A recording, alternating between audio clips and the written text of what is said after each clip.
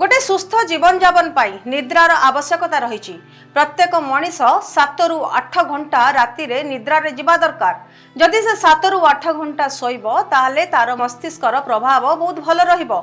आ जदि तार निदर शॉर्टेज रहिबो किमा निद कम हबो ताले बाकी समय से केबे भी भल भाबरे से काम करि परिबो नाही। तबे एइठी मोर गोटे प्रश्न भवेश अग्रवाल को जेतेबेले से कहितले से दिन को 20 घंटा काम करंती ताले जदि से दिन को 20 घंटा काम करंती ताले आउ तांको हाथ रे रहिला मात्र 4 घंटा ताले 4 घंटा भितर से जो पॉडकास्ट रे बसुचंती से 2 घंटा से कोठ समय पाइले। तापर जेतेबेले से गाधौचंती जेतेबेले से खाउचंती जेतेबेले से हसुचंती कोन सेतेबेले से ता संगे संगे किछि ऑफिस रे काम करूचंती।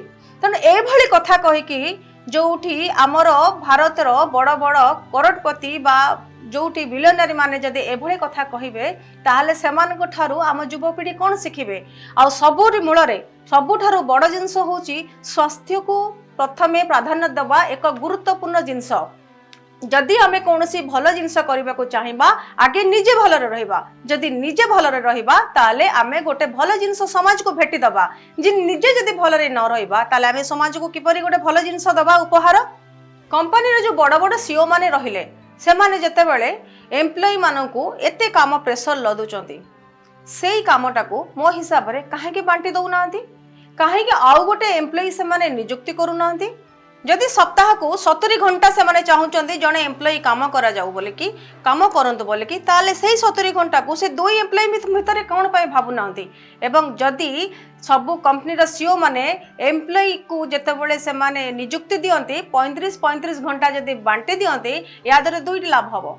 गोटे होची वर्क प्रोडक्टिविटी बढ़िबो, द्वितीय होची भारतर बेरोजगार समस्या मते कमिबो। आम सरकार जदि चाहिबे ए घटनार अनेक परिवर्तन आनी परिबे। 2 मास पूर्व ऑस्ट्रेलिया सरकार निज देश रे थिबा लक्ष लक्ष कर्मचारी को डिस्कनेक्ट करिबा लीगल अधिकार देले।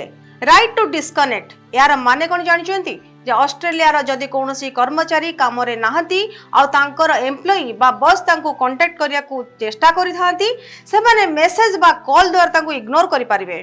कोनोसी अनरिजनेबल कांटेक्ट को सहज रे इग्नोर करा जाई परिबो। आपण जानिचंती यूरोपियन को कानून रे कोन अछि जे कर्मचारी माने सप्ताह को 48 घंटा काम करि परिबे।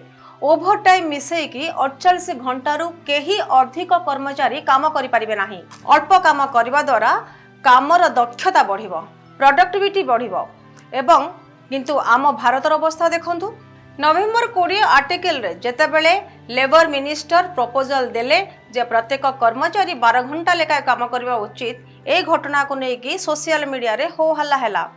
सोशल मीडिया रे दुनिया बहुत सारा यूजर या पाई प्रश्न उठेले एवं जहा कि समस्तंक पाही संभव नुह बोली कि से कथा मध्य दाबी कले। से समय सेंट्रल गवर्नमेंट इन्वेस्टिगेट करिवार से माने परामर्श देइथिले एवं आना सेबास्टियन का परी एम्प्लॉई समाज रे न आसंतु एवं डिप्रेशन शिकार न होंतु, ओवरथिंकिंग रे शिकार न होंतु।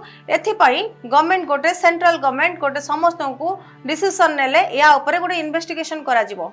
किंतु दर्शक बंधु इन्वेस्टिगेशन कले कौन हम अति बेसी रे वार्निंग दिया जीवो कंपनी रो सीईओ मानकु।